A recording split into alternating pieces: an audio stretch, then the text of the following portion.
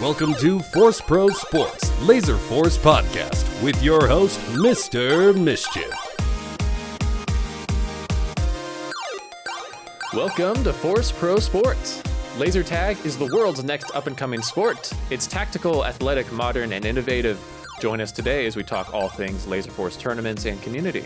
My codename is Mr. Mischief. I'm an incredibly amateur laser tag sports analyst who aims to make laser tag presentable and exciting for all, and today I'm joined by Taipan, world champion Taipan from Brisbane, Australia. Welcome, Taipan. Thank you for having me. You're welcome. You're very welcome. Seems almost like it's an obligation. You just won internationals, and I absolutely wanted to have someone from your team on. So thanks for asking. No, thanks for having me on. I was kind of expecting Andrew to have already put his hat in the ring, but hasn't. And then Rusty, after his recent retirement, we all know how Laserforce retirements go. I was expecting him to pop up at some point as well, but I haven't seen either of them. So okay, here I am. Let's talk about that right off the cuff. What is your definition of retirement? Because this is turning into an absolute meme in the Laserforce community. I've retired twice. You have retired twice. I retired in 2018 and I retired again in 2023. And then, Brent turned around and said, it's coming back to Brisbane. And I went, okay, give me one last lap around the sun. I'd never won in Brisbane either. This was my third Brisbane Internationals and I'd always been on the B team. So, that's true. So it was, I kind of needed to win at home before I finished up. Otherwise, it was a bit of a joke. I can't put my hat in the ring for one of the greatest of all time if I don't win at home. That's totally true. I'd never crossed my mind that you hadn't actually won in Brisbane before. Yeah, me or Andrew. It was both of our first Andrew. win. Goodness. Yeah. Well, I get the sense retirement has very different meaning for different people. People have been trying to put the words retirement in my mouth since I am not attending this last tournament or the next tournament. And I'm like, no, I will play again. I'm not retired. But for me, when I say retirement, I am done. Like, I'm not planning to ever come back. Well, look, I thought I was done in 2018. I felt like I'd checked everything off the bucket list. I'd won MVP. I won MVP in Brisbane. Won internationals in Sacramento in 2017. I think I won MVP Commander and MVP Heavy. So I thought I had checked everything off the list of what I wanted to do. When Auckland came around, I think it was just a case of, I think I had my own personal demons that I fought for so many years, and I just wanted to kind of give everyone the real me rather than the garbage that I'd given everyone in the past. And then 2025, I was happy coming second in 2023. I felt like I'd been put into retirement. Rusty dislocated his shoulder. I was playing with a broken hand and we just got outplayed. So I felt like I'd been put into retirement. Maybe I wasn't as good as I once was. And then obviously coming back to Brisbane, back home, it's hard to not say no. And if Brent had turned around and gone, no, we're going to split, I'll go on one team, you go on the other, I would have gone, don't worry about it. Just because I felt like it would have been an arm wrestle that I don't know that I had left in me. Sure. But in saying that, here we are. Yeah, that makes a lot of sense. The reality is that a person can unretire at the drop of a hat. It doesn't really matter what anyone thinks about it. Like, it's just a concept, retirement. Absolutely. Maybe it's more of a state of mind. Yeah, Mike Tyson can tell us all about it. Yeah. So let's talk about that team. You said like you'd felt put into retirement, that maybe there wasn't much incentive for you to really come back unless you had this opportunity. And tell us about, like, how did this Brisbane team begin? You had just won internationals in 2025 in your home arena. Yeah, so it was kind of funny. It kind of did start in New Zealand. So I don't know whether you know too much about my background in Brisbane, but I was always renowned for having that little ace up my sleeve. Every time I was on a team, we'd play a little bit different. We'd have a different strat. And it's really funny because, and we can talk about this later, but in one of the finals games, the BDRL decided to basically pull one of my strats, which was called a new tower rush, on me. And I walked out after finals and I went, I feel really bad for you, because if it would have been anyone else, I reckon you would have been fine. You would have been sweet. You would have been able to consolidate and really get on the front foot. But because I had literally invented it, I knew how to break it. It's the same thing as the wall, right? You can go wall against me. I know how to break it. Rusty knows how to break it after all these years. So it was just one thing that, like, when you've revolutionized things, it's so hard to, like, have it thrown against you and not know how to play against it, because you think, when back in the day, we used to think every single way that it's going to get broken. So how do we combat that? What do we do instead? And so, yeah, I'd already kind of thought about it. Going back onto how this team formed, it kind of happened in New Zealand, where I can't even think of what it was called. It was the US West team. Literally our Taipan. They decided to play completely different to how everyone else was playing, and usually I'm the guy that can work out how to break something and all that kind of stuff, and there was just too much going on. So I felt like, even just intellectually, that I'd been outplayed. Maybe not skill-wise, but definitely intellectually outplayed. And so we started talking about it, and Brent was like, oh, well, we're coming back to Brisbane. Are you coming to play? And I went, talk to me in 12 months. Message me in 2024 and see where I'm at and see what life's happening. And when he got a hold of me, he'd spoken to me and he was like, oh, well, Sharpshooter's in, Andrew's in. What are you doing? And I went, look, I've got zone nationals coming up. It was one that I really, really, really wanted to win.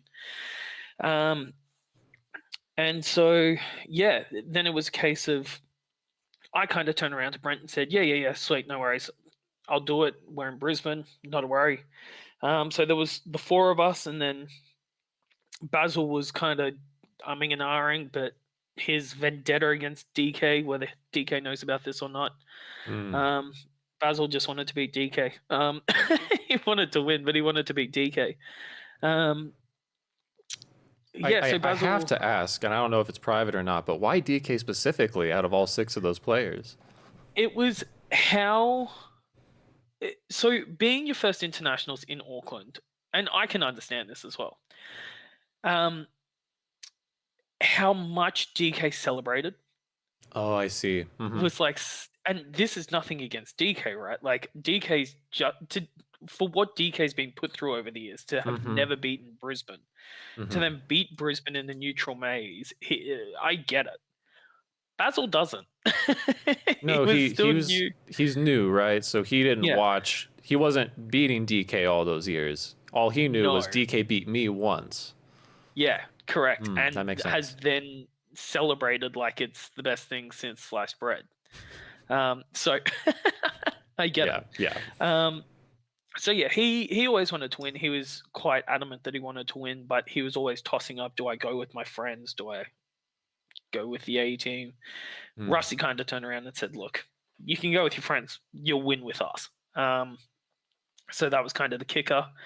And then we ummed and ahed and had a number of different players in mind for who our sixth was. I think Screever was the main one that kind of had popped up. I heard that. And the BDRL got him with some crap that, we'll let you play 3-hit. We were going to let him play 3-hit. I was happy playing medic all week. I didn't need to do anything. But look, Screever made the decision. He had one hell of a competition. And yeah, the team was formed. JFK was the easy alternative. We were just waiting to see whether he had time off or not. And yeah, JFK was always going to fill the gaps a little bit better than Screever probably was. Screever's really good, kind of top-ended. Good 3-hit, good resupply, scout. is probably not his best position. You're probably losing him a little bit if he's playing that position, where JFK is more that middle dominant scout aspect, and then decent ammo, decent commander. We won't talk about Medic because he cancelled a nuke for me in 2018, which cost us a game against the Golden Oldies, but we don't hold that against people. I'm not bitter. Sure. 7 years later. 7 years ago. 7 years later, not a good medic. Not better. Still not a good medic. Okay, so there was definitely a winning intention with this team. Like, we are here to dominate in this tournament. Yeah, there was no prisoners for us in this competition. And even that one game that we didn't get the elim, there was some stern words that were had. Where we really could have done something that no one else had ever done, but wasn't to be. I guess that one step off immortality isn't quite there yet. Oh my goodness, I mean, if I can talk about that for a sec, like you achieved quite a bit, and for a team to ever have more dominance than the team that what Brisboom had, it would literally take not just a perfect tournament, but all elim rates, and you probably need to have a higher score ratio too. And it's going to be quite the ask. Look, we played really well, and how we set up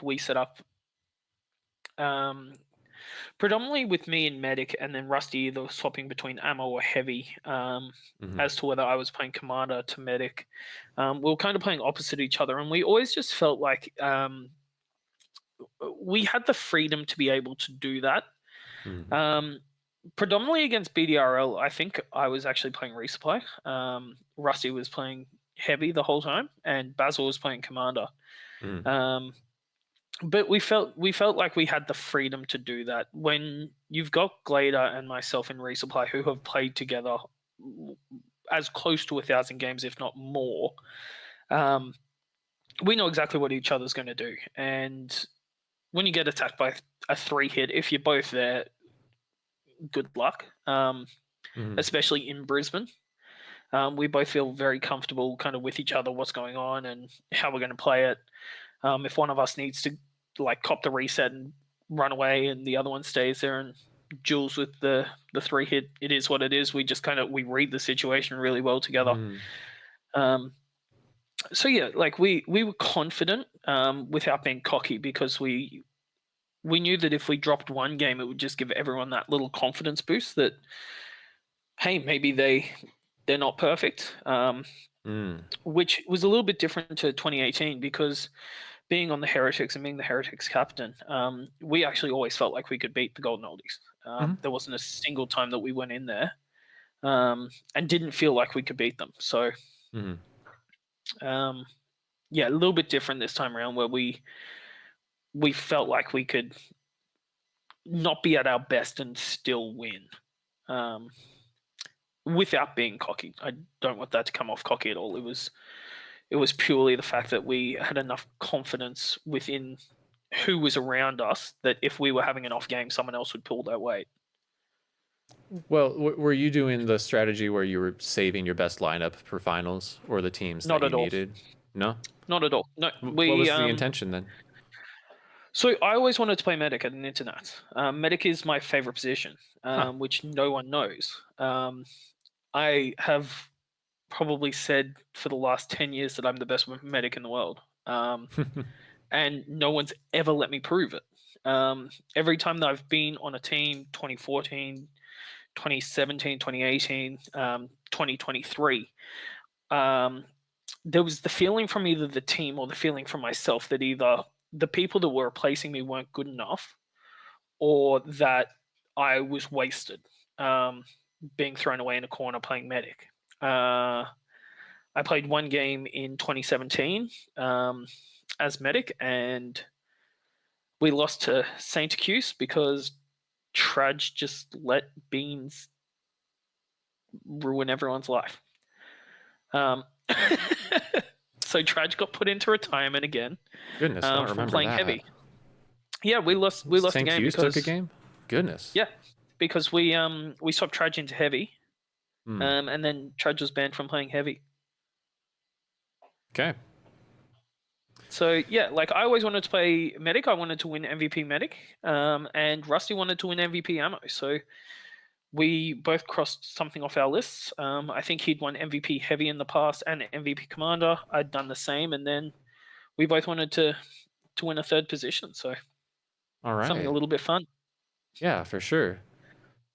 And that's another one of the achievements. You actually now have the highest MVP average in a tournament of all time. It blew my mind that no one had ever broken 800 points. And then it blew my mind that not only did the record get broken by me, it also got broken by Rusty in the same competition, which, yeah, is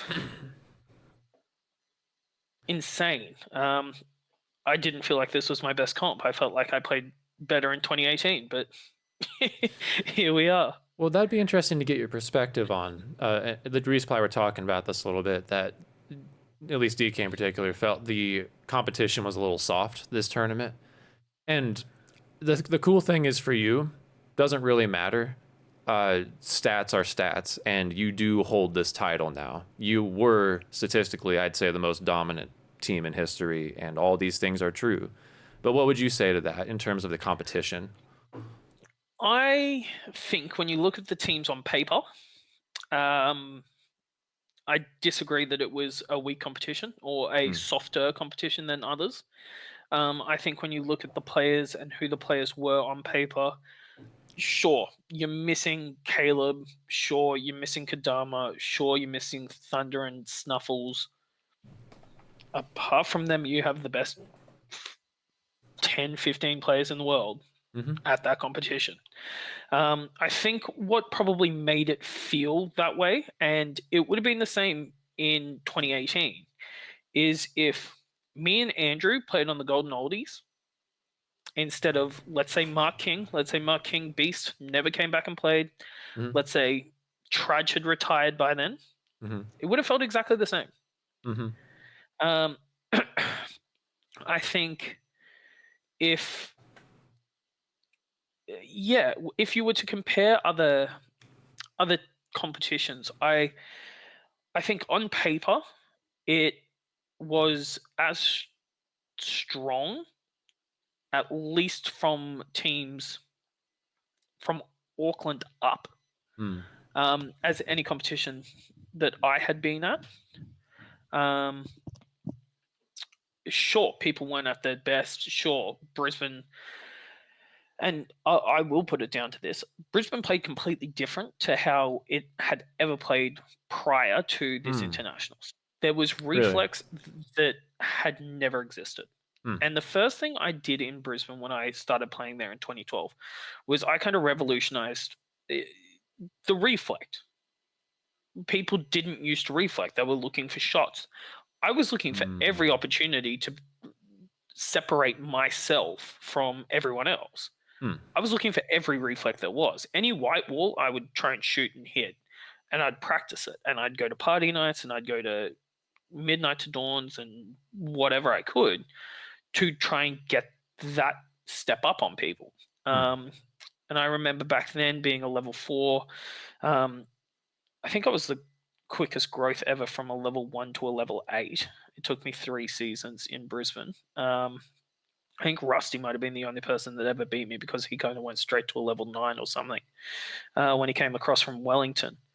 But yeah, I used to compare myself with people that who I thought were around me skill-wise, rather than looking that level up and going, oh, I'm competing with Peter, I'm competing with Brent, where I actually was compared to where I was mentally. I was competing with people that weren't around my level, but I was always looking to try and separate myself, which was looking for reflex. So a lot of the reflex that exist only exist because I had found them, or someone would have found them eventually regardless. But there was things in this competition that had never existed before, ever. So I think that probably damaged how the external teams played more than anything else. That's interesting. People were talking a lot about the home field advantage just being significant. And I imagine you saw our power rankings show. Like, Yeah. those of us from the US were putting the BDRL down at 4th. And just, I think it really took me by surprise how well they did, being a team of a lot of people that never played in a Nats before, just having played in their home field. They crushed it. They were amazing. Yeah, absolutely smashed it. I would have personally had them 3rd or 4th. I thought the US East team was going to final against us, and then I thought the US West team was going to come 3rd. The only way that they swung was completely based on how well Josiah played. I thought that Josiah was the best player across both of those teams, and if Josiah had run rampant over a Scythe or a Baden in a game, then they could have easily switched 2 and 3. I thought BDRL was a shot, but when I look at a team of Josiah, DK, Fan, Sergeant Tucker, Simply Okay, I turn around and I go, very good team. But then I look at a team and I go, Beans, Baden, Scythe, Cody, better, just better than that US West team. Obviously dependent on how well Josiah played. But yeah, then coming in, and I can tell you right now, playing the Monday night beforehand, half those reflex didn't exist. The Monday beforehand? Yeah. So having played the Monday before internationals, those reflex did not exist. I do not know what happened. I don't know whether they turned the IR up. What? Yeah. Those reflex did not exist. Did you guys do you think you had a better time finding them and using them compared to the out-of-towners? Oh, 100%. That is so strange. It was bizarre, right? There has never been a time that I have played in Brisbane where you can go down onto red ramp, shoot up at the roof, and reflect the medic. That was almost 100% shot. That's interesting. It was mental. Huh. And yeah, I don't know exactly what happened. I can't explain it. No idea. No. But yeah, I definitely think that would have heavily impacted the Brisbane teams performing better than the out of state and out of country teams. Sure. Well, I don't want to take anything from either of the Brisbane B or C teams. On top of the home field advantage, it took more than that. I think it also took a lot of taking it really seriously and actually trying all week, innovating their lineups, working together as a team, doing what you have to do. And I think a lot of that, kind of a theory I'm working with that I'd like your opinion on, is just the power of a B team might be heavily dependent on your site's, what I'm going to call a power level working title. You know, Loveland had a B team that placed 4th last year in 24, and against some very good players. And then BDRL does something very similar, but on a higher level. And it gets me thinking, like, well, our B team got to practice against, our top level players, or, Josiah, Joe, John, me, and others. But BDRL got to practice against you, Rusty, Basil betrayed them, Andrew, Glader, and I would definitely think that in a neutral arena, your top 4 players are a step above our top 4 players. Sorry, Loveland, I think they are. And it makes me think that your B team would have to elevate, it's trial by fire. Yeah, I definitely agree with that statement. I think there is nothing that will take away a silver medal, right? It doesn't matter what perspective people give, and me saying that I think what I would have predicted beforehand, what happened and how it happened, is just my input. I am not saying that if those reflex weren't what they had been previously, that they wouldn't have got second anyway. They very well could have. I do think it impacted how things went.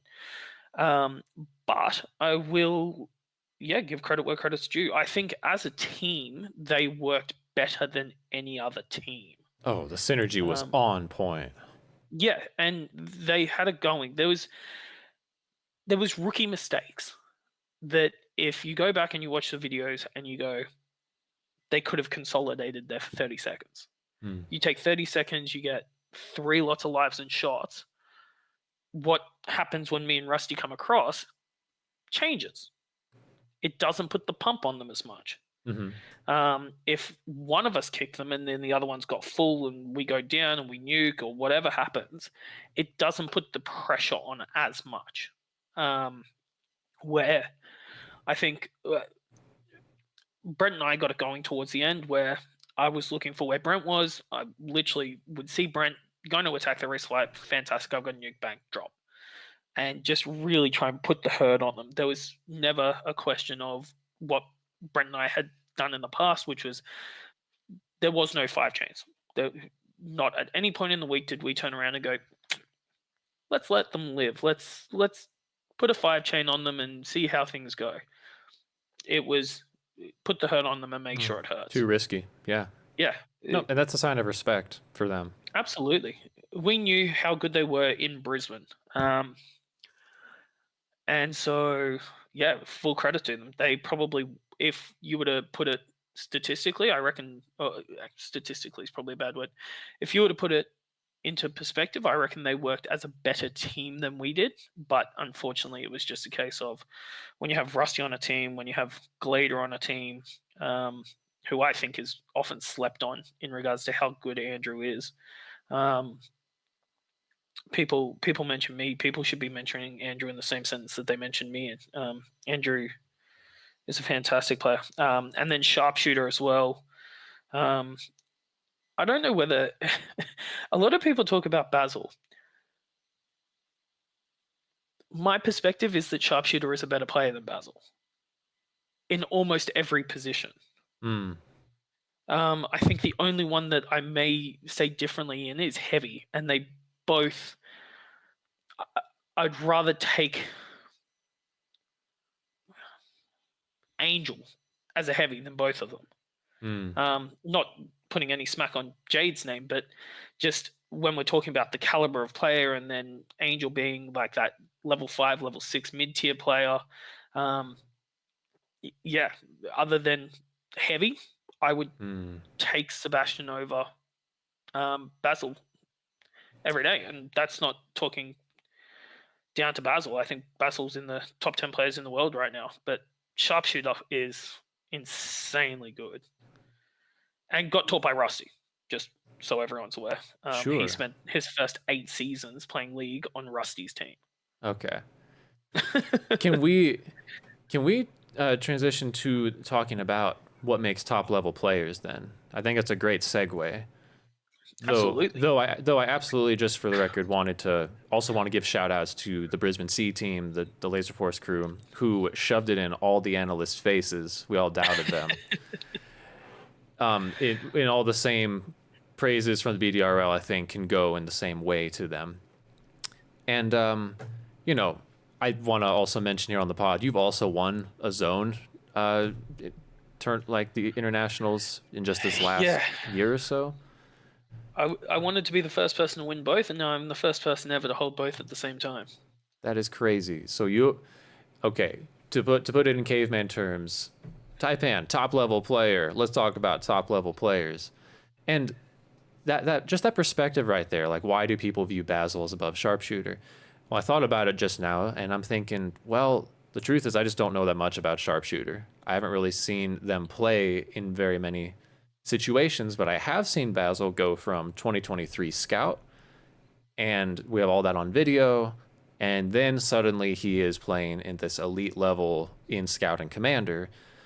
And this is a thing in the community. Like, commanders and scouts just get more praise than resupply. You just see more, and they're often respected more for their ability. But when we're talking about top players coming up, top level resupply are essential and very important, and it takes a lot of skill. Mr. Best Medic in the world, like, there's a lot that goes into playing a good medic. So my big question for you is, what makes a top level player? I think it is, there's a holy trinity that makes a top level player. Ooh. You need skill. I'm writing these down. Now, I don't think that skill is necessarily something that can be taught, right? Skill's not something that is necessarily given to you. I think you need knowledge.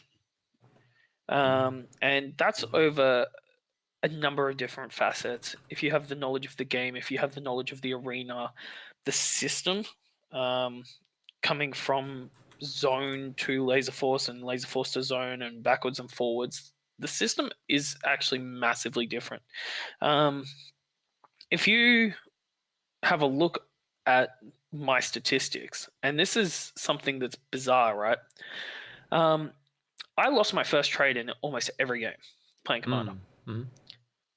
I also had an accuracy of about 90% playing Commander, which I think is about 10% higher than what I have usually averaged.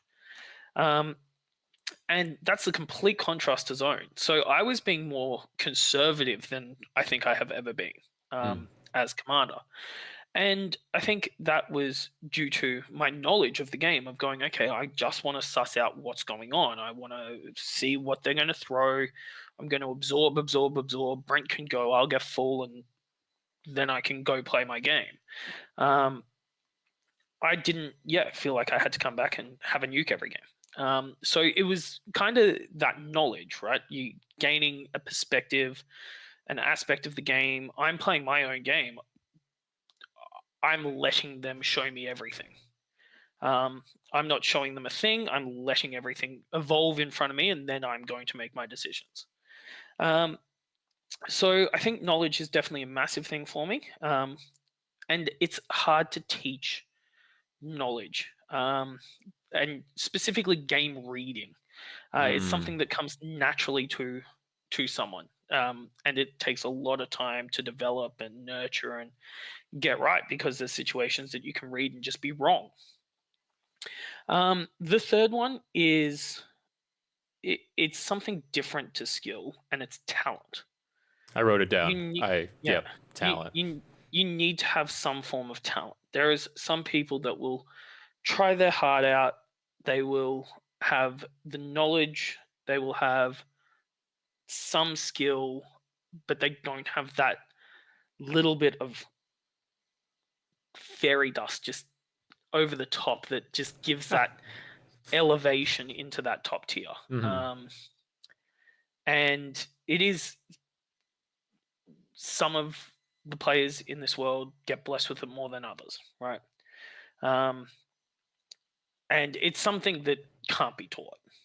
We've seen a lot of players come and go who are super talented, but just never get the knowledge. You get some players that are extremely talented and get the knowledge, but don't quite have that skill level. So when you chuck all three together, that's when you start looking at your top tier players. And in SM5, positional knowledge, positional talent is something that is few and far between with certain positions. You usually have someone that's extraordinarily talented in a position, and then they'll get moved around and shuffled around, and then by getting moved around and shuffled around because they're a fantastic scout, they get thrown in as commander. They're not as good. They're reading situations wrong. And then by the time they go back to playing scout, could be 100, 150 games later, they've lost what made them special, because they've been trying to do something completely different that they're not into. And it's something in SM5 that I think you see more regularly than we probably should. I'd like to actually, talking about Brisbane Sea, please. Meow, right? I think Meow, for me, is someone that could be one of the best scouts that has ever played the game. She's short, she's nimble, she's quick, she's fantastic on the gun, and she can literally do everything. She reads the situation really well. Tish got so good at Scout that she had to play Commander or Heavy or something else. And when you look at her, and you can go back and look at the 2014 statistics when me and her got third in Brisbane. Me and her were the attacking pair. And we would get through every defense that there was. But our team behind us wouldn't be able to do as well, and they'd struggle, and we'd kind of capitulate on that. But then she had kids, obviously, got a little bit older. I will still claim forever that Tish is the best female player of all time. I think she's absolutely insanely good. But if she had just played Scout her whole life, don't know how high we would put her, because you've got Jared that played Scout for a number of internationals and won a lot of MVP and All-Star and international trophies. But I reckon we could be talking about her in the same sentence. So she's she's insane. She's someone that I always looked up to and idolized. So absolutely. Yeah, I think to me that's what makes a top tier player. In SM5, it's something where you have to be versatile as well, because you will develop and grow, and you'll stop getting stuck in resupply or in Scout. Then you'll be thrown in 3-hit, and it'll throw a complete different curveball at you, and you've got to play completely different. 100%. Well, just on Meow, like I was able to, never met her, but I was able to watch the cameras, and you could definitely tell, like, she not only was able to make aggressive attacks, but make them in intelligent times and seize opportunities. Her score definitely showed that. And I'm more impressed when a player can pull off strong games playing from the C team, playing from a lower ranked team, than if it was, playing with you guys. It frankly doesn't mean as much when a good performance comes while playing on the Brisboom. Yeah. So that she impressed me for sure. Yeah, 100%. She's insanely good, and yeah, I agree. When good performances come from a C team, because you have less to work with, you have less help. Exactly. So a couple of good games here and there definitely make you stand out. Can I move us forward here, just in the interest of time? Absolutely. I have my own thoughts on what makes a top level player, but I think the best way for us to have this discussion is through the game that we put together. You game to start? I'm here for it. Let's do it. All right. So I'm just going to explain what we're doing real quick. So Taipan had this idea that we were going to actually do a super team draft. We each get 2 teams, and we're going to build 4 super teams out of all the players in the world. And I think this will be a great way to discuss top-level play, because top-level players, this is very contextual. What position are they going in? Who are they synergizing with? Who's the leader of that team? What are their strategies? What arena are they in? Player value shifts and ebbs and flows all over the place. So I think what would be cool, Taipan, is if as we build these teams, please feel free to explain why you made that choice and what your thought process is for the audience. Absolutely. All right, I'm going to pull this up. Can you see that? I absolutely can. All right. There we go. That's nice and big. So, also, I added a couple extra just to make it around 50. Yep. Around 50 players. So, basically, Taipan and I both kind of threw out some names for our top players in the world. If your name's not on this list, what do we know? This is just throwing out some names to choose from in a draft board, and this is just for fun. It's very subjective too. So just to give us a big range of players to choose from, we're going to draft some teams. Here's the situation, Taipan. So this is for a 5-day SM5 Internationals. This is not just one game. These teams will get to build up over the 5 days. We're going to be in a brand new neutral arena, large, 1 floor. Each team gets 1 full practice day. The lineup must stay the same all week.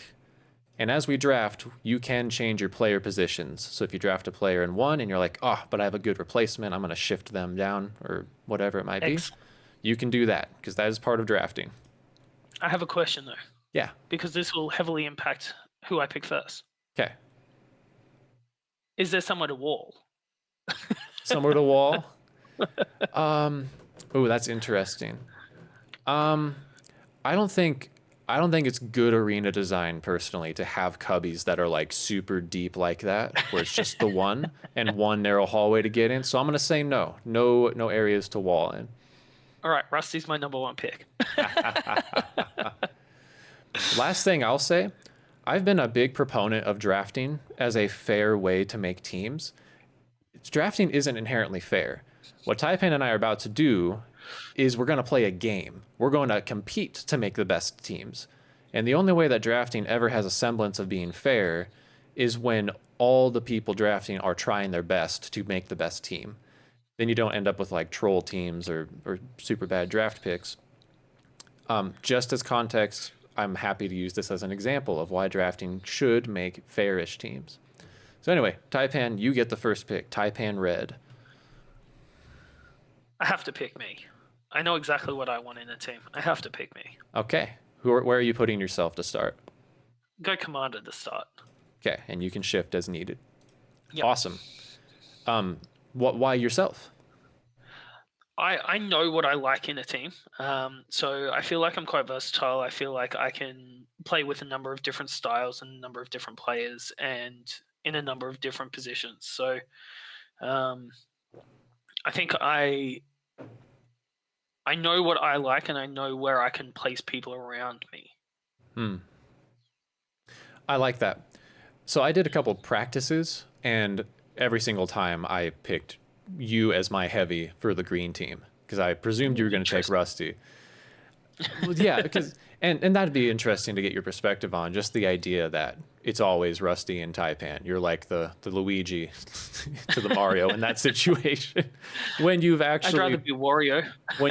when you've been the higher performing player in a number of tournaments, it's just a very interesting idea. And I don't think it's a bad pick to put yourself as a player because you do bring a lot of innovation, high level play, adaptability to the game. But I will take Rusty, and I'm going to put him as the heavy right off the bat. He could end up on Commander, but I think the meta has recently shifted to putting your best player usually on heavy just to lock down the game and cancel out other good players.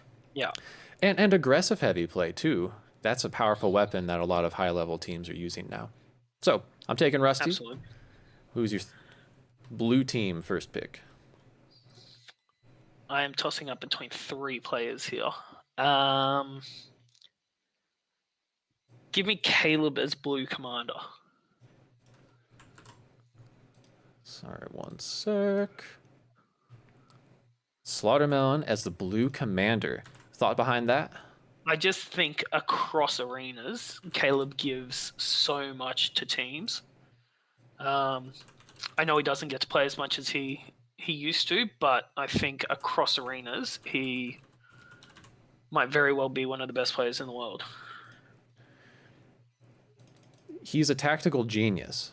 I think part of his brilliance was shown in 24 by the fact that with what I would consider to be a less talented or less skilled lineup, he was able to basically innovate a strategy to beat the California team that they weren't able to adapt to. And he's not afraid to put himself on the line. Yeah. For the good of his team. Yeah, definitely. Well, that being said, I would have taken Slaughtermelon for sure, but I'll be very happy to take this combo. I'm going to put the Fear Turkey as my commander, and now we're going to snake back. So I get the first pick in the second round, and I'll pair him with Kodama on heavy.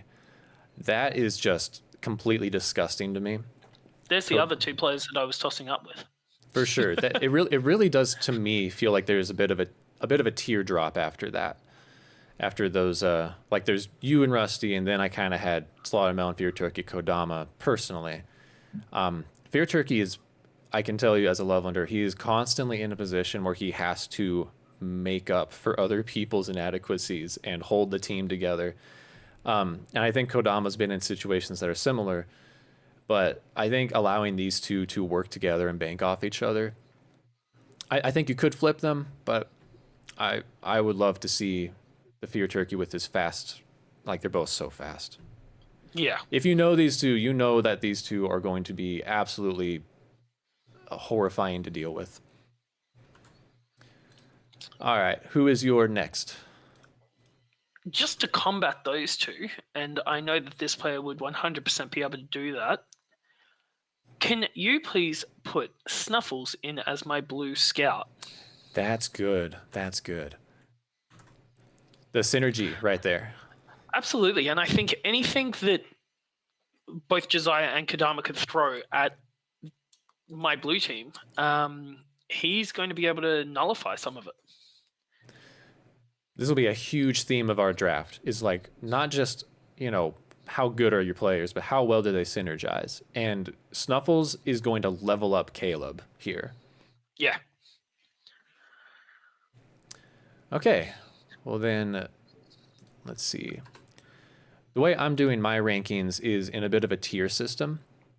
I think it's the best way to draft is when you're like, okay, yes, this player I think is better than that player, but the difference is so minuscule that I can kind of treat them as the same and think more about the peripherals here. I will actually, based on scarcity, I think there is one player that is so dominant at a certain position and so essential to teams. I'm going to take DK as my ammo.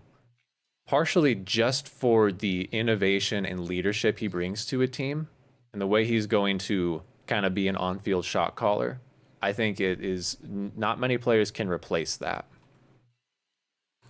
No, I agree with that, and I'm really glad that you made that decision because I'm going to do the exact same thing with my next pick, which is put Glader in as ammo. Oh, yes, let's go.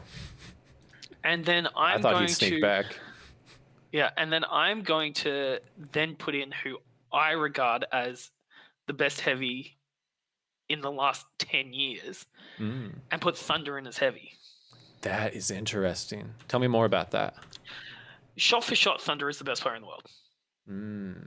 There is no one that will ever convince me differently. Shot for shot, Thunder will beat everyone. His accuracy, his timing, his off-pace movement. And I think that if I had Thunder sitting in front of Andrew, I could do whatever I wanted if I was to play Commander. So, to me, I think that was just a no-brainer. I was tossing up with one other player in Heavy, but right now, I would pick Thunder over that player. So that's interesting. I completely agree that he is he is a tactical genius, and he had the highest hit diff in the tournament in 23. He had really good games in their finals against Loveland Phoenix, despite his team basically having very little momentum all game. Thunder still came out ahead in the hit diff. But to me, that makes him a better candidate for Commander or Scout. I worry that Heavy, he's going to have... He's going to shuffle. And let me, down the road if you need to.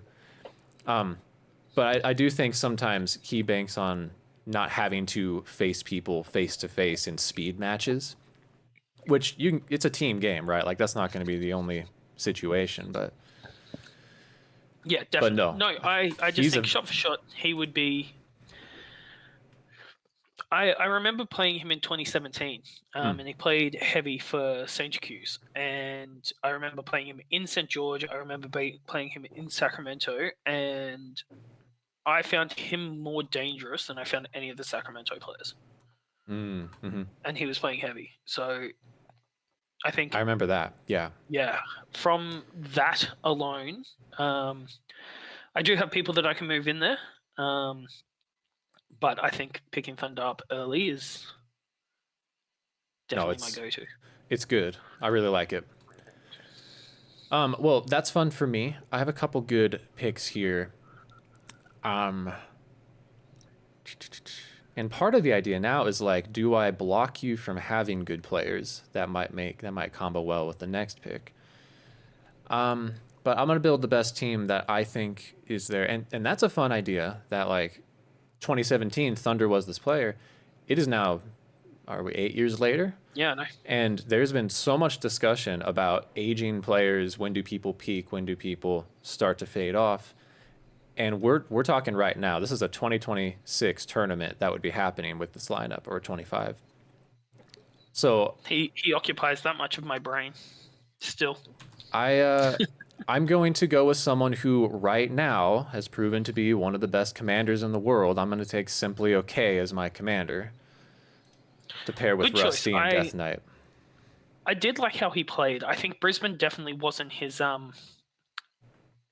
forte. Just watching him play, it kind of stuttered him a little bit. Really? Rather than being able to play open. So I can only imagine what he would be like in an open arena. I just felt there was too many kind of weird angled shots that were catching him off.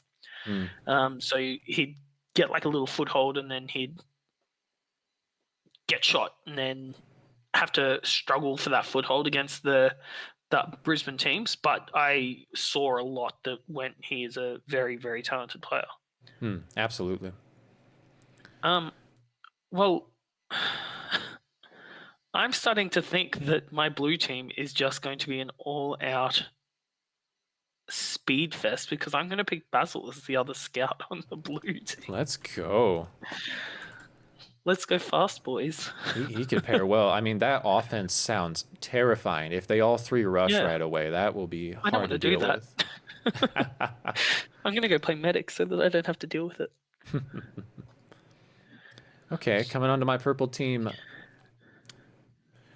I think the temptation is like at this point, okay, I want to pair some good scouts with the Fear Turkey.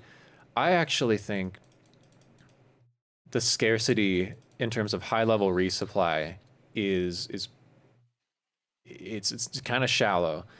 And so I'm going to build my resupply first, and I think I can find the value at scout later to give some very competent help to the Fear Turkey.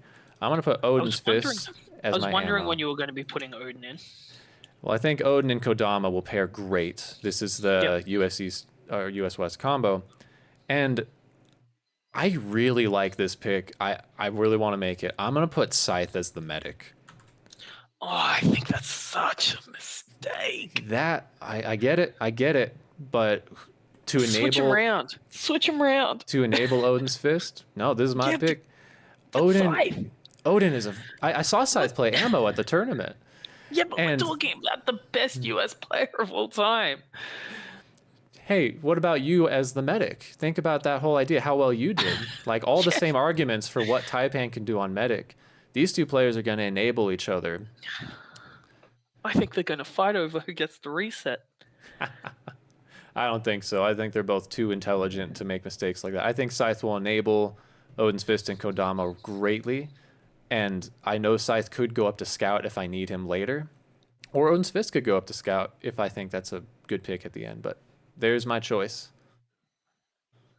Well, look, going off of that, I'm going to start building my resupply as well. And I think this guy is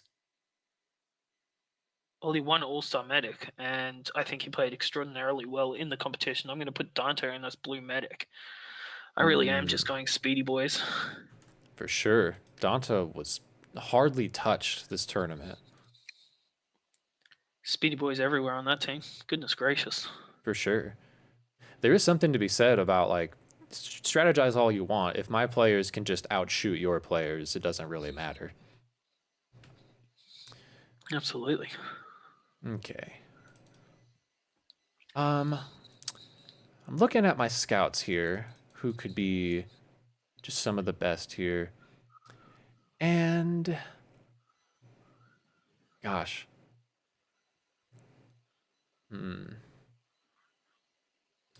All right, this is a player we haven't seen for 3 years now. So there is a little bit of idea of like rust shaking off, but every time this player has shown up to a tournament, they have been nothing short of top 10 in MVP and basically one of the top 1 or 2 players on their team. I'm going to put Tandor in as the scout for this team. I think he's going to enable the heck out of everyone. I actually think you've just saved me a whole lot of heartache. Oh, yeah? What you got? Yeah. You get 2 picks? Yeah. So I'm going to move Thunder into Scout. Okay. I'm going to move the best heavy outside of Rusty in this competition into heavy, which is Screever. No, not me. Put me back in my gosh. Move Screever into heavy. Oops, sorry, I'm going to have to get the right. formatting back. Get the merge cell. There you go.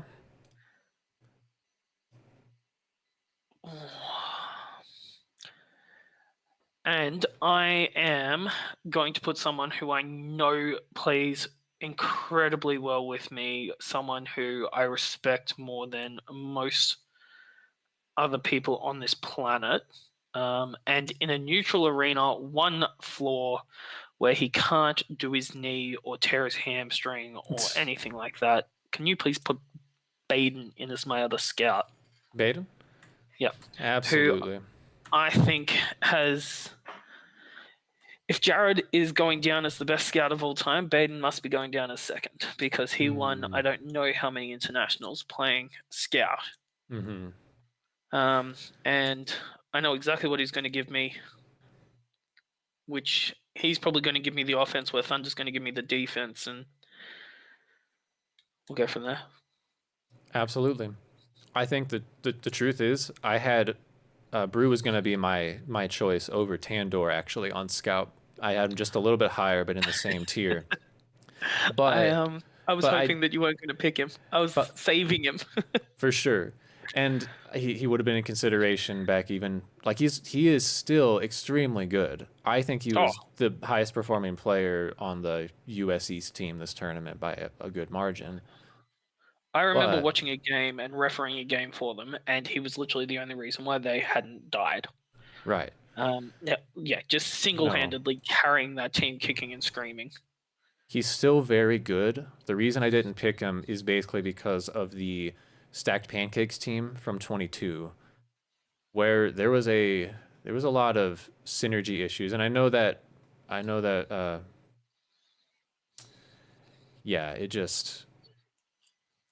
there was just synergy issues, and I need Death Knight to have people who like there won't be any contention respectfully between the two of you.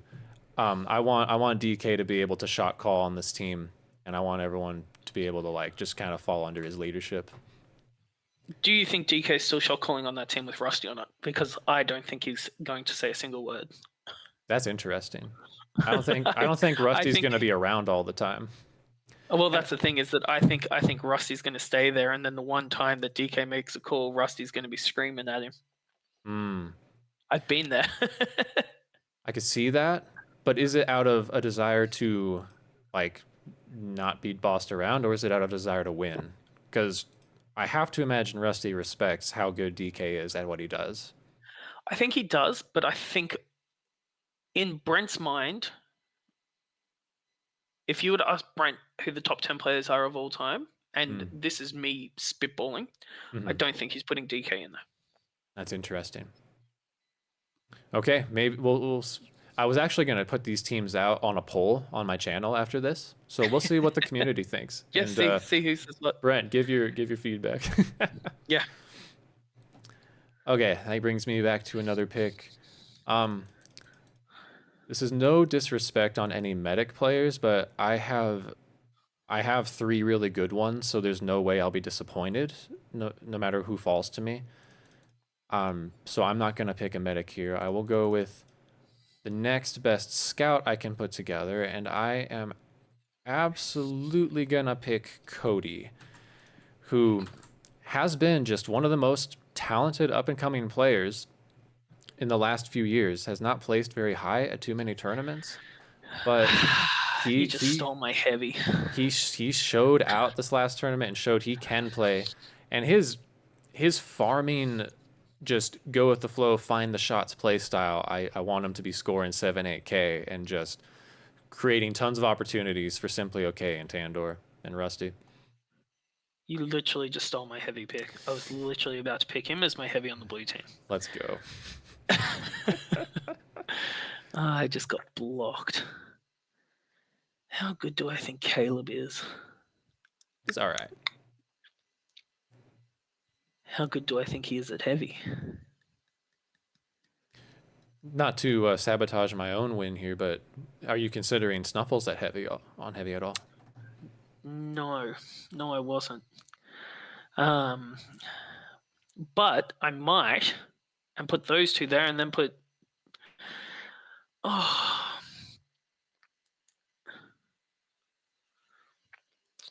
Just put Twin on that blue team for the time being, and I'll shuffle them around. They can all go somewhere. Okay, we'll put Twin. He won't be playing heavy, but he'll. I've just gone Team Speedy Boy. Nice. Yeah. Okay. This is fun. Get to round out my purple team here. Yeah, who are Scout's going to be? Yeah. Okay, here's what I'm actually going to do here. Now I'm thinking about synergy, who's going to work well together. I'm actually going to move Scythe up to be the Scout one with the Fear Turkey. I think they both think and play similarly in a way that Scythe will enable the heck out of him and be able to fill in where Josiah needs resupply.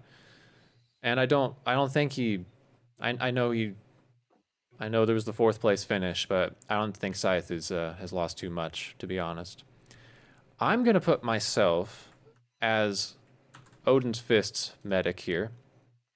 Good I call. think Odin and I will synergize wonderfully. I will do whatever Odin says. I think this is a very appropriate role for me on a super team. I know my place. This is gonna be pretty good. And for the final player, there's a lot of choices. I'm gonna put Sharpshooter. That was my other Speedy Boy. Knowing what I know, I think he's gonna be great. And he's going to merge in well with the Americans. What am I going to do? Who do I put where? I could literally just go Team Speedy Boy and put Sabo in there. Oh, my goodness. Good luck. You're never going to find them.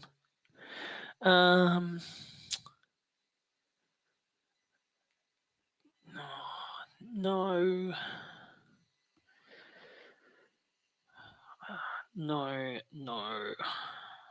Yes. Sorry, I sound like Emperor Palpatine there. See, I feel like I'm sleeping on a couple of the Auckland players here by not They are picking definitely them. getting slept on for sure. But I don't think that there's someone that I want in that position, and I am going to do some reshuffling here.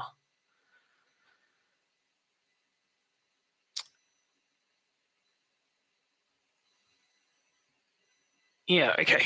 I do actually have a bit of a structural idea here.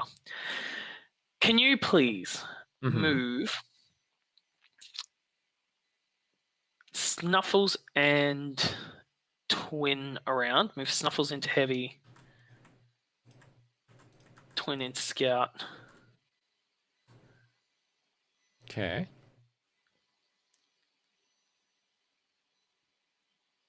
Can you move? No, I'm thinking. Move Beans in as my ammo. That is exactly who I would have picked. That's a great pick. Yeah, I just think experience, 1 level arena, foreign maze, put Beans in as my Scout. No, he is he played ammo, I think, on that 17 team. He's very knowledgeable, and he will get a lot of shots off as well as be a good resupply. Okay. This is a fun decision. I'm not going to move anybody on my team around. I think the structure is really good. Your point about how will Rusty and DK synergize and who would be a good third in that party, I think is I don't want to create a bunch of disagreeableness in the backfield.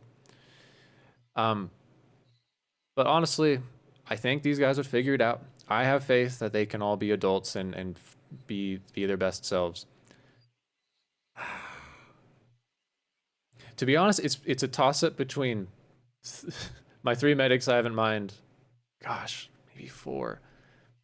Well, I'll explain them. I think they deserve a shout out, all of them. I think guy next door, one, was a great backfield leader, backline leader for his team this last year, and who is better buddies with DK than guy next door. I think they will be getting along so well. Fantastically together. Applesauce played with DK back in 21. They're both from California. They have good synergy, and she is excellent, very innovative. I got to play with her in 23. Definitely one of the most like willing to take risks medics out there. I'm going to give you a little bit of insight here. Yeah. Rusty's not going to yell at her. Oh yeah. Rusty's not going to yell at Applesauce. He's not going to yell at Applesauce. I mean, who could? Nope. Exactly. He's not going to yell at Applesauce, so could be a call. I got to throw my boy Sergeant Tucker in there, who showed, I think, some of the highest level medic play I've ever seen in Loveland, although it was at home field. And he just played with DK, so I do think they would get along. And finally, Meds from Cedar City, just being...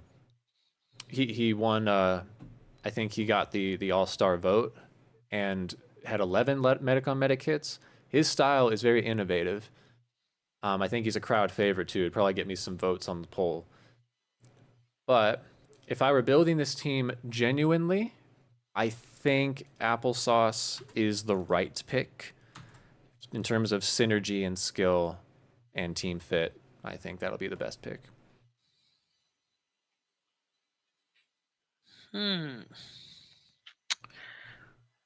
What do I do?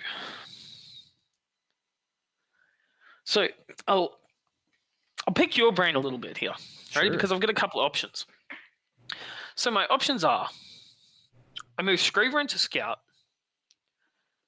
I move Baden into Ammo, which he has played many, many times in the past. He's excellent. Mm-hmm.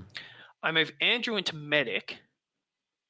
I move me into Heavy, which then gives me the option to pick either Morange, who I think if he's going toe-to-toe with the opposition commanders, is as good as any of them.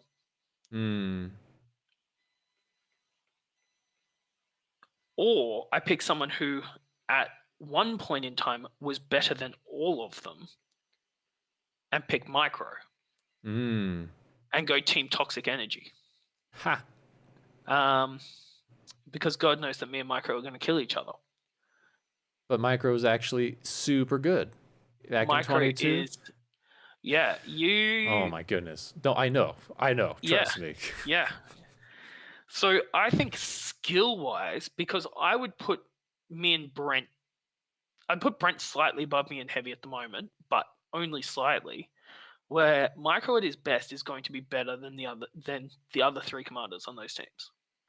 That's what everyone's going to be asking, though. Is he at his best? He hasn't played in 3 years, but yeah, but if he's on my team, he absolutely will be. Been one of the best. I'm actually going to do that. Can you move Andrew and Baden down 1?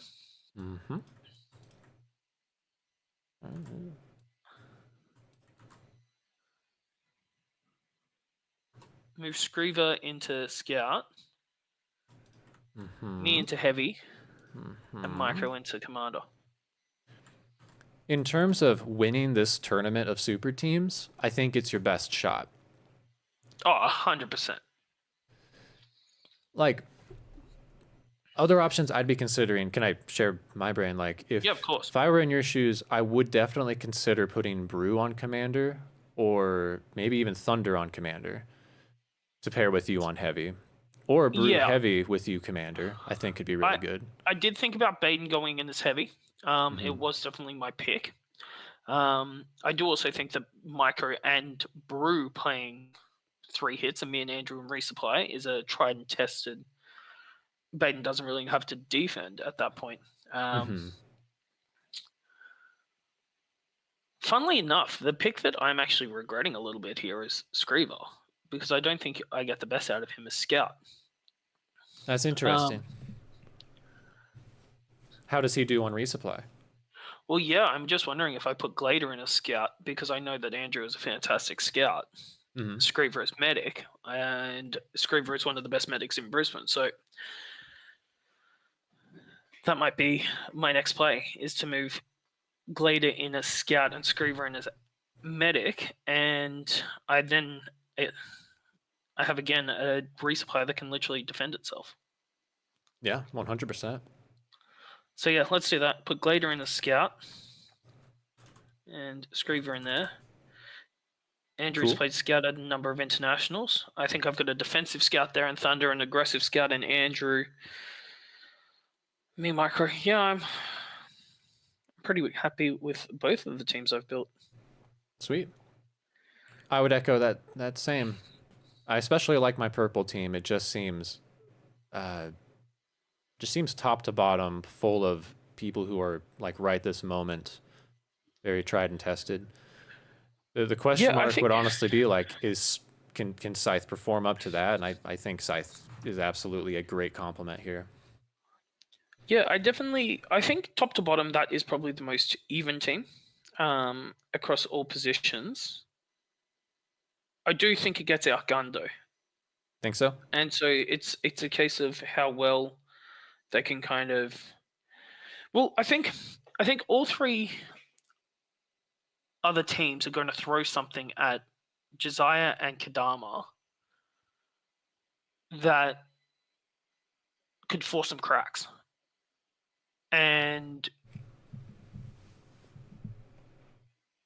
I think if the cracks started to show, it would filter through very quickly. Now, in saying that, like Kadama and Odin played incredibly well in Auckland together, but if you give them a more generic style of having to defend, I wonder if that will translate, because what really won them Auckland was their ability to be different and innovative.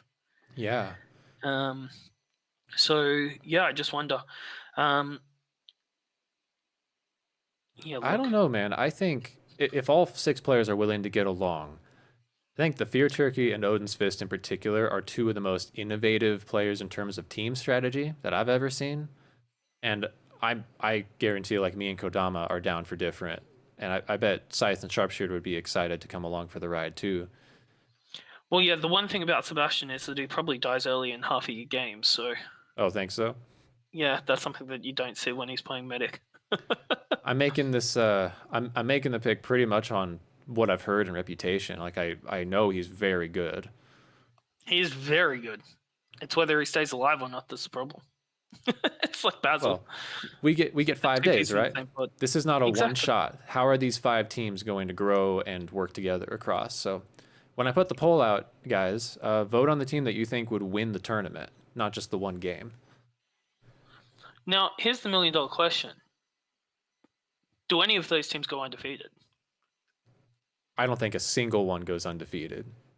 So we've got a more competitive tournament already. Oh my goodness, are you kidding? Like, none of these teams don't have the spark, the boom, the talent, creativity to make a win happen. It would be, I think, more than ever before, these games would come down to who has the best opening, who has the best strategy, rather than who outguns the other. Do you want to know what's super cool here, right? Should we make a 5th team here? Not right now. Of who is left over. Okay. Get the audience to make a team of who's left over. Well, I don't think it'd be quite fair, but it would be fun to have a bigger draft where we get like 6 people to do 6 teams. Try to use up more of the draft pool. I think it'd be fun. Well, that's the thing, right? Is that like both Morange and Leach are fantastic players in and of their own right, and like the amount of times that I almost picked Steve in that draft. Purely on the fact that like he's just so good. JFK's come off the back of MVP Scout comp. Sergeant Tucker is the Nationals champion. Yeah. Who won MVP Medic in that comp. some of these players not getting drafted feels criminal. But then I remember watching Dill in Loveland, and he's like 7'19". Yeah, he's got to be. Yeah. Oh, So you're he's wrong. just It's shooting 11. over. He's 11 feet tall. Yeah. 11 feet tall, right? Yeah. Yeah, like there's just so many players in there still that I could have picked. I wouldn't change either of these teams because I think they both mesh. I think the only question is how well me and Micro mesh. Yeah. But Baden's there to play Peacekeeper, so it's fine. All right. Well, so I'll put up the poll. It would love to be funny to see who wins the draft according to popular vote. But can we go through one final topic here to conclude today? Let's do it. Hit me. So something that came up in the kind of between my last couple of videos talking about tournament fairness and the resupply, DK had a few things to say back at my suggestions, which were very valid, and I've been messaging with him trying to really make sure I consider my thoughts carefully before making any big responses. But something he said, one of the big arguments against my Merc Pool draft is that if we try to force high-level players to either go to a tournament where they don't know what team they'll be on or play with a team that's going to be lower seeded, they're more likely to just not show up. And I think what you said at the beginning of this podcast about, you probably wouldn't have even played on a split Brisbane team where you split up your talent at this last tournament. But finding out what the team was going to be, what you were going up against and trying for, brought you in. And I'm going to admit here that I wasn't actually planning to go to Auckland 2023 until I knew what team I was going to get to play on. And it was a good team, at least from my view. And this has happened over and over. It seems like there is an inherent, you have to pick a side. One hurts the other. Either we enable more fairness, or we enable a little bit of I don't know if I want to call it allowing some privilege or allowing just some leeway for good players to make sure they end up on a reasonably good team. I'm curious of your thoughts on all this. So I have been thinking long and hard about this, and it's something that is, it's something that exists in the Zone world as well. So I'm on the Australasian committee for Zone, and super teams are banned. You have to be from the same state. So there's 9 states. You have to be from the same state. Mm-hmm. In saying that, there is 2 systems of Zone going around at the moment. You have Helios Pro, you have Helios 2. On Helios 2, Tasmania won both competitions. Right? So there's been 2 competitions on Helios 2, Tasmania won both of them. Since 2015, there has been 8 competitions on Helios Pro. Mm-hmm. Queensland has won all 8 of them. I would love to see what the rest of the country could throw at Queensland on Helios Pro. And I think Tasmania would feel exactly the same on Helios 2. I think, to me, it depends on what people want. If people want this to be a sport, we need to be moving towards that. If we want to be classed as an esport, if we want to be looking at getting sponsorship deals, if we want to be looking at, let's look at Red Bull. Let's be grand. Let's not pigeonhole ourselves in little things. Let's look at what paintball has done, right? Mm-hmm. You don't pigeonhole yourself. You don't allow these regional teams to be able to form. If we're looking at growth within the community, absolutely these regional teams are the way to go. You won't get growth without these regional teams. But there is a number of sports that do something. The NFL does it. Oh, hold on, does the NFL do it? Anyways, a lot of Australian sports do it, which is salary caps. Mm-hmm.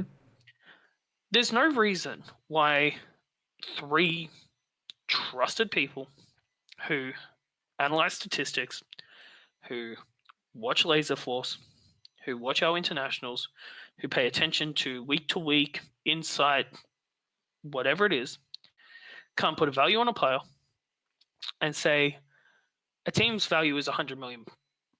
Mm-hmm. Rusty's worth $30 million. Build your team however you wish. Right?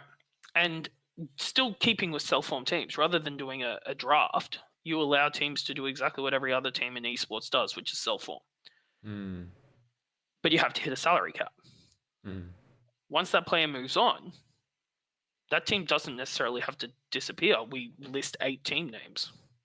Mm-hmm. We could 100% do a salary cap. We could 100% allow for growth within our community within the right measures. So it's really tricky for me because for the longest part, I've been league coordinator at Brisbane. I've been league coordinator for Launton Laser Zone. I've been a committee member on the international committee. I've been a committee member on Zultak. I've been a committee member on the Southeast Queensland Zone committee. Everything I have always done has been about growth. Being someone that's sitting here with both championship belts, with everyone biting at your ankles trying to get it back, I want my team to be the strongest team that I can possibly get in whatever way I can. So do I think sitting here at the pointy end, specifically in Laserforce, where there'd be certain people that go, no, I don't want to play with Taipan. There'd be a number of people that went, we'd be stupid not to take him. I definitely think that it would be an interesting decision to sit at the top and see what I can and what I can't do when it comes to a salary cap. Because I see value in players at all different price points. And I think that would be the best way for internationals to move forward. I don't think that regional teams are the best way to go forward. And I don't think it's the best thing for player growth either. 2 of the players that I looked up to in regards to Laserforce were Meow and Anarchy, who Meow played on the C team. Anarchy was on the 2014 team that won internationals. And it's hilarious because I grew up playing with Prophet. I grew up playing with Traj. I grew up playing against Rusty. I grew up playing with all of these unbelievable players, Baden at times. I didn't look up to them. They were players that I didn't feel like I idolized. I idolized the ones that when I was a child playing party nights who would beat me. And so it's interesting because I think I could have been a much better player if I had played with Steve, at least emotionally. I think I would have been a much better skilled player if I'd played with Scythe earlier. And just what me and Scythe could teach each other. Same with Baden. Like I got to play with Baden in 2017, and the way he played was different to the way I played, and we both kind of picked up little idiosyncrasies of what each other did. I think it passes along, and with Brisbane always being the site or the scene that's looked at and goes, oh, we've just got to knock Brisbane off. If we beat Brisbane, we can win. If we beat Brisbane, we can win. Why not have Brisbane players showing other players how to play properly? Why not have me and Andrew on a team with Applesauce and whoever else, Meds, or I'm just trying to think of who else is in that draft, or Cody, or Azra, or Sabo, and just go, hey, this is how we do it here. Doesn't make what you're doing wrong. Doesn't make what we're doing right, but integrate 20% of it, and all of a sudden you can take a player like an Applesauce or a Sabo to that next level, and then they're showing that to people when they're playing at their site. I know Applesauce doesn't really have a site, but then you're breeding this whole new generation of player that's getting this little bit of insight from Brisbane, this little bit of insight from New York, this little bit of insight from Cedar City, a little bit of insight from Auckland. And hell, if we can get this little bit of integration with zone players across, this little bit of integration with a cross-system outside look. So to me, yeah, I think that a lot of the people making the decisions right now, and I've been one of those people. I've been in that position, and I am in that position in zone. I think the people in the positions of power right now do need to maybe start looking at what we have done is we have built a sport that goes across 3 continents now, with Europe getting involved slowly but surely. Maybe it's time that we sit at this round table and go, we're going to step back, put our hands on your shoulders, make sure that you're guided in the right direction, but we're going to stop making the decisions. And start letting the players that are at the forefront of this game and the forefront of this sport start making their own decisions.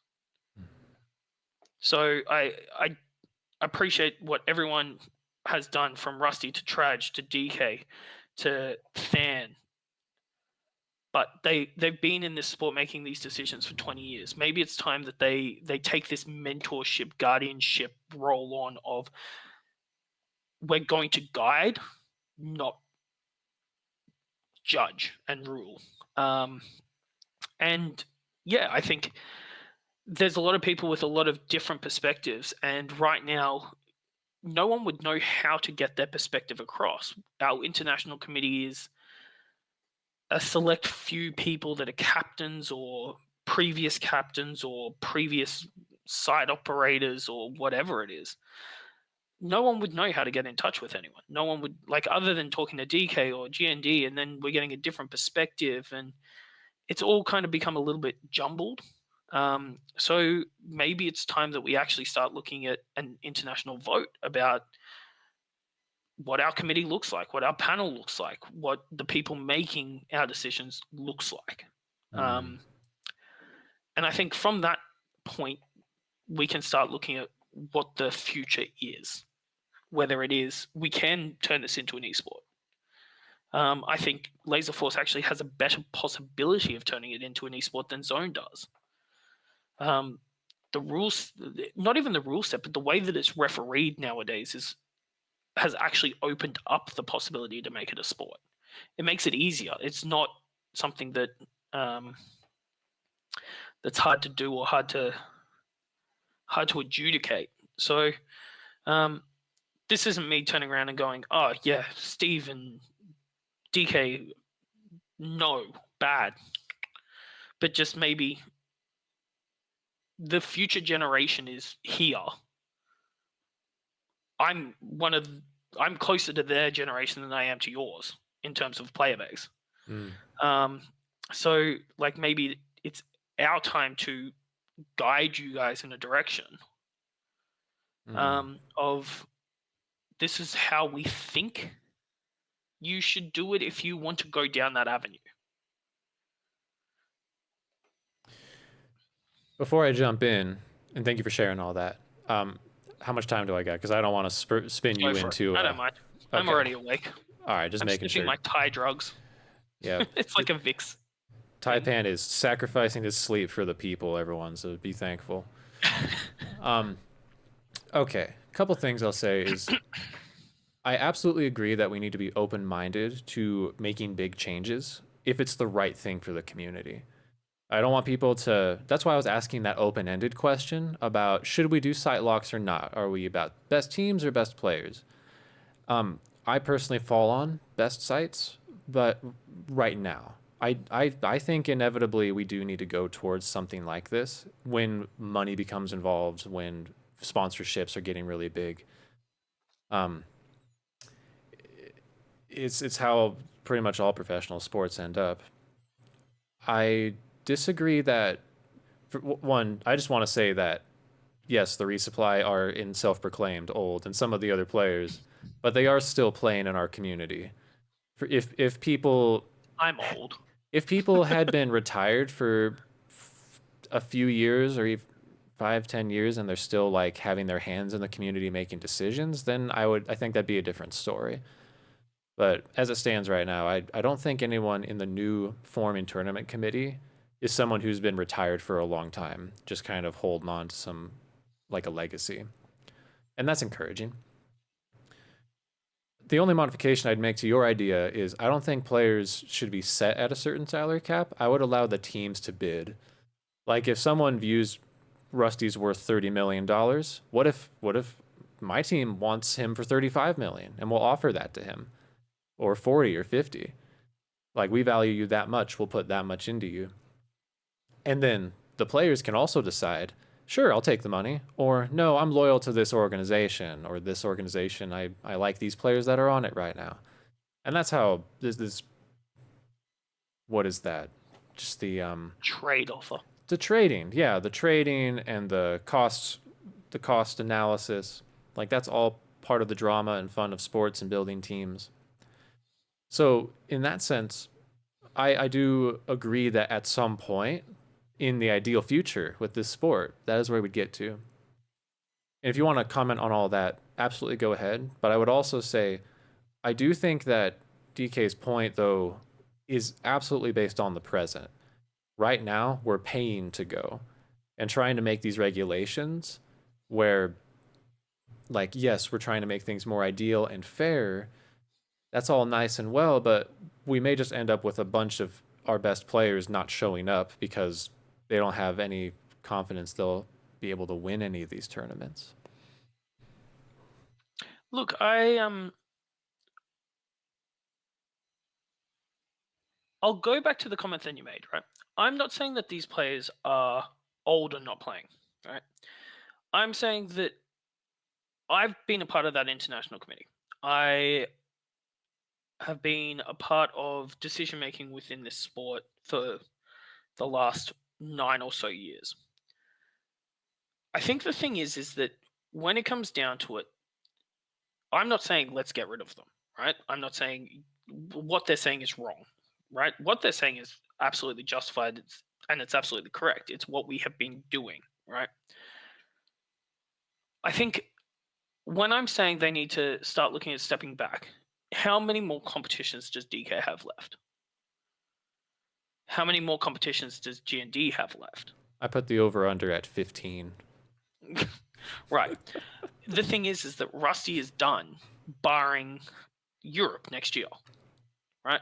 And this isn't me saying, hey, Steve and DK and Rusty and all of them are old and their points are invalid. If their points are invalid, my points are invalid, right? And probably more so invalid than theirs are. I'm the one that left the scene. But no, I think from a zone outlook, right? We've just gotten into this point and this period where we're at a crossroads. We can either keep doing what we're doing, which works, or we can look and see what's behind the other door. Now, if we're going to keep looking at it from a site perspective, we're going to start running into some issues, right? California doesn't have a site. Mm-hmm. So the chance of generating players out of California is minimal, apart from what we already have. Loveland is fine. It looks healthy and growing, which is excellent. We have Cedar City, which, again, generating some players. I don't know whether St. George exists anymore. They're the same thing. Yeah, give or take. Syracuse looks fine. But from a perspective in Brisbane, Auckland has just got new site operators, which is awesome. Steve's really working hard there to try and get a player base back and operational so that they can generate some players, which all credit to Steve and what he does and I have the utmost respect for all of these guys that have put so much time and effort and energy into all of this fan trage profit back in the day. My concern is that Brisbane, everyone has said that this is the last time that we play in Brisbane. Mm-hmm. There is so much knowledge base that Brisbane possesses. Mm-hmm. What happens if that goes? What happens if that goes tomorrow? What happens if that goes in 3 years from now? Yeah, we're all going to cry, right? But slowly but surely, Glader's going to stop going. Basil's going to stop going. Twin's going to stop going. I mean, Twin's never been, but from all intents and purposes, it sounds like he's going to Syracuse. So Rusty's already stopped, apart from go to Czech Republic because his beautiful wife and daughter get to see their mother and grand baby and parents and all that kind of words. Rusty's gone. Trudge is gone. So we're slowly but surely losing this player base. To me, it's best to try and keep that in whatever way we can. And the knowledge base comes from the players. We've been lucky within internationals that we've had such a prevalent knowledge base for so long with DK and Than and GND. And it's what I'm saying is not what we've done hasn't worked. What we have done has absolutely worked. What they have built is amazing. I just think that right now it needs to be given to young, fresh hands because I don't know how much more certain people can carry that load. And that's coming from someone who did carry that load for so long. I'm not talking about internationals. I'm talking about zone here for a bit. Yeah, sorry, please. I think some of this is actually happening. Are you aware that they're like forming a new tournament committee right now? Well, no, and that's the thing, right? Is that like my priorities are different to what it has been in the past. I suggested this year that there needs to be a new committee. I spoke to Brent about it. I said, Brent, there needs to be a committee. There needs to be something formed, whether it's a player vote or whatever, because right now I wouldn't know who to go to about what. Well, my understanding is that on Discord, like every side gets 2 representatives, and they're forming pretty much like a new voting system, new closed off circle. We have the UN. And we got the UN. I don't know how that's going to get broken up. It's all happening, right? But Loveland's actually done exactly what you're suggesting. Me, the Fear Turkey, Sergeant Tucker, Simply Okay, are all like, yeah, we'll keep playing, but we're not really the driving, hungry force behind the site right now. Yeah. We have elected the Babe as our new leader, and they just went to their first tournament. We believe the Babe is absolutely the right person for the job. They are hungry, they're ready to go, and we're all there to support the Babe. The Babe consults us on decisions, but ultimately what he says goes. That's how it works now. And it's what's best for the site, we firmly believe. I think changes like this do need to be somewhat organic, like as people are they're not electing all their old leaders into this new circle. Like we do have a lot of younger players in. But I also think that people who have a lot of experience are super valuable. And I don't know that necessarily, like what I don't think, and I don't know if you're saying this or not, but like I don't think they should lose any voting rights if they are actively playing and they're the site leaders. Oh, maybe what more you're saying is just we need to be passing on our knowledge to the younger players and giving them opportunities to get that knowledge by having chances in the driver's seat and having chances to play on the same teams as a lot of those older players. Is that what you're saying? Yeah, absolutely. Yeah, definitely. And look, it's not me saying that, like the players that are there. I didn't think so. I just wanted to make sure. Yeah, I know that like we've been talking about the resupply a lot, but I mean they're really a force of very, very experienced players. And I'm not saying that like, let's take off all power and responsibility of them. It's more me saying that like I think for looking at the growth of things and how things progress and all that kind of stuff, and maybe there's a trial basis, that it's more a case of, and I think you hit the nail on the head, of open-mindedness. Just because we haven't done it in the past doesn't mean it doesn't work. And I'm not saying that they would do that, but I'm saying that I remember in 2018, I turned around and I said, we can run 12 teams. No, we can't. We shut down immediately. I said, absolutely we can. I turned around to the site operator and said, what time do we have the site from? She said, when do you want it from? So, and this was Len Kelly's daughter. So we had full access to the building whenever we kind of wanted access to the building, as long as she okayed it. She had to say yes. And so we 100% could have run 12 teams. We could have run 14 teams. How long it would have gone for? Sure, people would have been starting at 9 o'clock in the morning and probably finishing at 1 a.m. But in saying that, you've flown all the way around the world. You kind of want to play as much as you possibly can. And having that depth of player pool would have been something different, right? We could have played pool play from that moment on. We could have gone 2 pools of 7, one plays morning, one plays evenings. Then there's a crossover halfway in between. But that was shut down immediately. So I'm also saying this from my experience. And this isn't, again, talking about the 3 players that we've spoken about, or Rusty or anyone like that. But the players that were there turned around and said, absolutely not. No, not going to happen. So I'm glad to hear that what is currently occurring is different to experiences that I have had with that, what was an international committee. Because, and I'm not naming names. I'm not saying who it was, because I wouldn't be able to tell you who it was at this point. Life evolves and the game evolves and we move on from decisions. But I think, we could have done a lot of things in 2018 that we didn't do. And that was all shut down because people wanted to play. They felt like they were playing more, but they would have got the same amount of games and it really wouldn't have changed too much at all. Because I had done a draw up based off of zone nationals. And we were able to actually make it work where the teams were getting the same amount of games.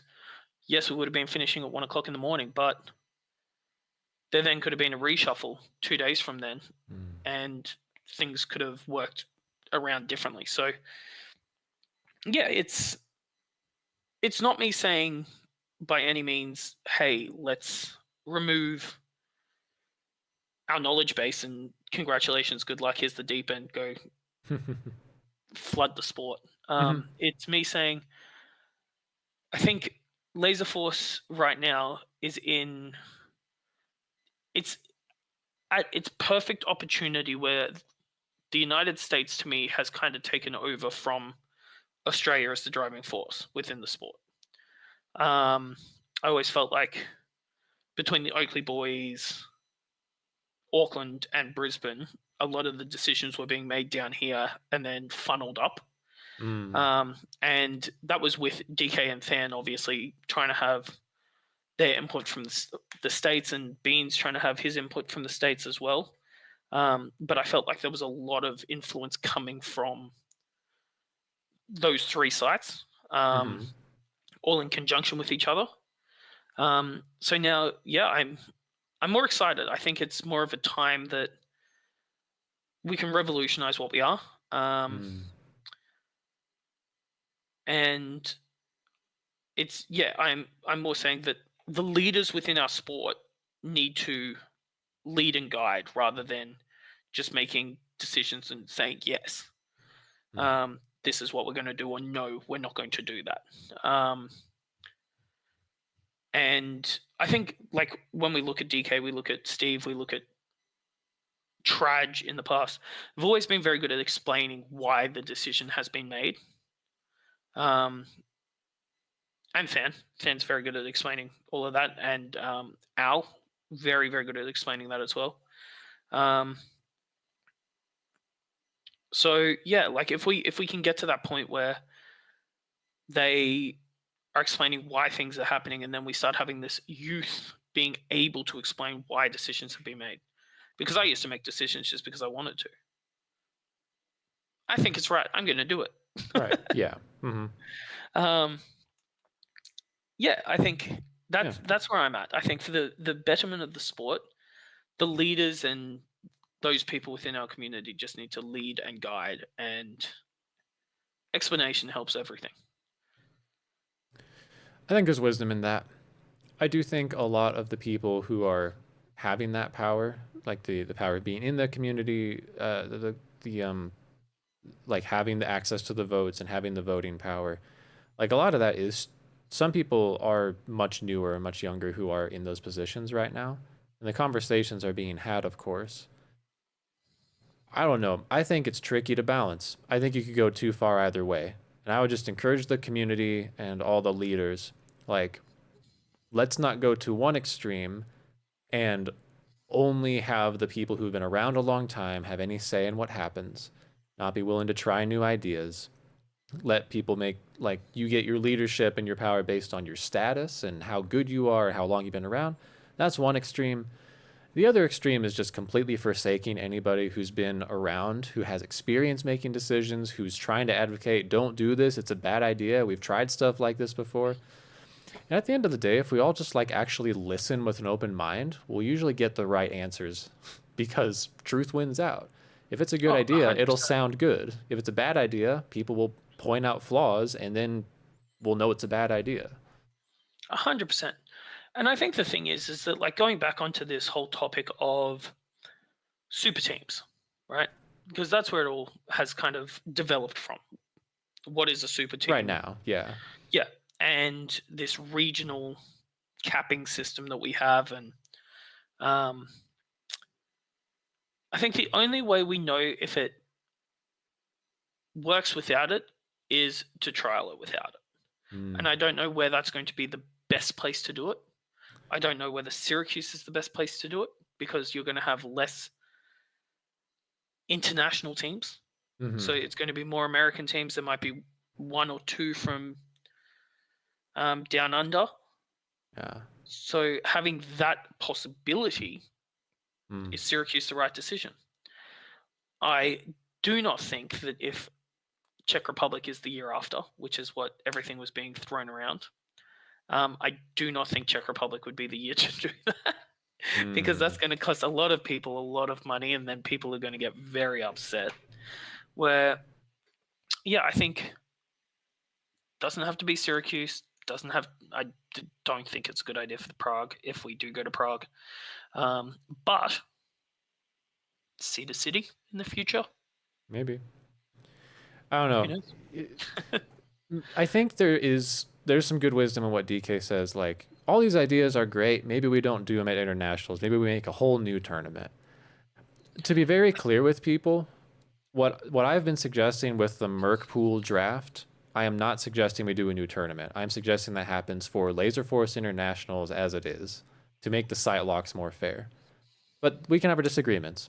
That being said, what you and I just did, Taipan, with the draft, I want to throw it out to the community. Like, what if we tried a new tournament like that?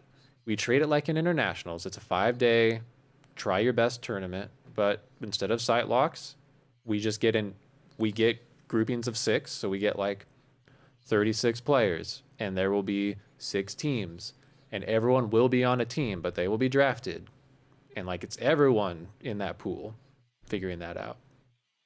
Yeah, I think that'd be Could try it. Super interesting. I definitely don't think drawing out of a hat, mystical, magical draws works. But yeah, I think what we just did may be something that works. It may not be, but... Well, let me tell you why it's better than, like, the random draw tier-based systems. I think it's a good start, and it works for the theme, like the random draw. You're on a random team, right? But when you and I were making decisions, I hope we were able to show everyone drafting allows you to make intelligent decisions based on what roles do I need, how will that player synergize with the players I currently have. Like, we were making very nuanced decisions. The whole taking Tandor over Baden, right, at that point, like, I made it for what seems like pretty, to me, logical reasons to make the team better. And absolutely, DK applesauce decision. Right, over like Sergeant Tucker, the MVP from 2 years ago. Like, in another situation, I would have totally taken Sergeant Tucker, or in a different situation, would have taken Meds. But drafting is a game. It's not inherently fair, but it is designed to to create fair competition over the teams. And in that sense, all the teams should come out looking pretty good and pretty even. Yeah. Well, I've been keeping you pretty long. It's totally fine. I'll get 7 hours of sleep and maybe we should land the plane here pretty soon. I absolutely agree with you. So I guess my final question for you then was, okay, so this is our idea for the future. What about right now? What would you say for right now we should do while we're paying to go to tournaments? Like, how do we make the best of both worlds where all the top players want to play and lower tier players don't feel gypped out of opportunities to learn from the better players and play with them? I think it's really difficult. I agree. It's one or the other, not both. And coming from someone that, whether you heard about it or not, was trying to actively help Loveland and actively help the zone team. I did not hear it. Thank you. Oh, not a worry at all. Trying to see these players, like having these players come across is amazing. But here's the other thing. If we had a salary cap system and me and Rusty didn't end up on the same team, it doesn't necessarily mean that I wouldn't have played if I got to play with international players. I wouldn't have played if I got stuck with Brisbane players and then had to try and beat Brent in Brisbane. So it's difficult for me because when I look at it, I would have loved to have played with a number of the US players. I would have loved to have played with Josiah. I would have loved to have played with Beans, Baden, Scythe. But like having met some of the Loveland guys, I would have, and I think I could have really helped if I was on a team with them. Sabo and the Babe. I think the Babe plays almost exactly like I did 10 years ago, just not come out of Brisbane. I think he plays extraordinarily similar to how I play, but that's the thing, is that the fact that I'm on that Brisbane team, what's the max they got to play against me? 5 minutes a game, 6 minutes a game? What do you learn from that? Well, you got to see Taipan play in Brisbane. That's about it. Yeah, and it's definitely not the most fun to watch those games that are super uneven. No, and I think the thing is that I would come to the States on a rookie team if I was there to help players develop. But I would have to get players that I wanted to develop or wanted me to develop them. So I would come over and I would have played on curveballs if curveballs went and offered me a spot for Syracuse. It's not a case of I would come over because I have to win. But it definitely helps if I'm going, hey, what does this do to my legacy as well? Like if I go from winning a Nationals to getting a wooden spoon, well, do I lose some gloss off of my name? And that's all in all because we're trying to develop players. So that's a little bit of, it's ego versus alter ego, right? Which one of me do I prefer? So yeah, I think I come from a completely different. I come from a fully sporting background. I played international tennis. I played first grade cricket. So coming into Laserforce, I always looked at it more from a sporting aspect than I did from a hobby esports kind of aspect. So whenever I've made decisions, or like the entire conversation we've had, it's always come from a sporting background. My family owns a sports management business, so everything that I do, everything that I know, comes from a sporting perspective. And when it comes to sports, you want to build the best teams you possibly can. Yeah. It's not about making the bottom players feel great. If the sport has the salary cap, fantastic, you stick to the salary cap. If it doesn't, fantastic, build the best team you possibly can. So, yeah, to me, the regional slots have their purpose, and I love that, but I would say yes to playing on a US team. Hey, that's good to know. Why do you have a spot? Oh my gosh. No, just maybe someday in the future it can happen. But probably not this time, because it is very site locked, and we're trying to stop shenanigans like that from happening right now. That's all right, because we can have Auckland players and Oakley players and Perth players, and it's being worked on. The conversations are happening. But look, we should wrap this up. I appreciate all your context and your opinion on this, Taipan. Everyone, just keep the conversation going here. Oh yeah. Yeah, absolutely. Well, you are statistically the best player in the world for here 2025, and who better to get a perspective on keeping the top players around than you? I think these are good opinions to have and have knowledge of. I do have one more thing, and I'll be very quick.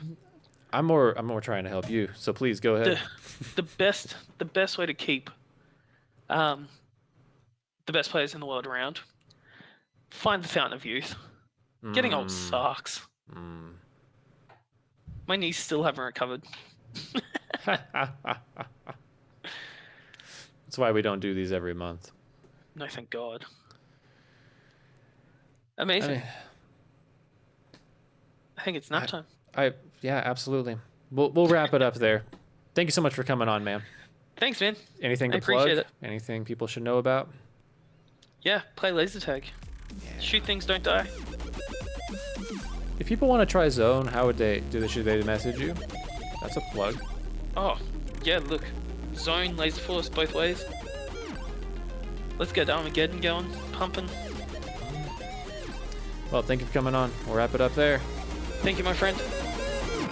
Thank you for listening to Force Pro Sports. Subscribe to the channel and get cool perks by supporting our Patreon. Play Laserforce and become part of this era's next great sport.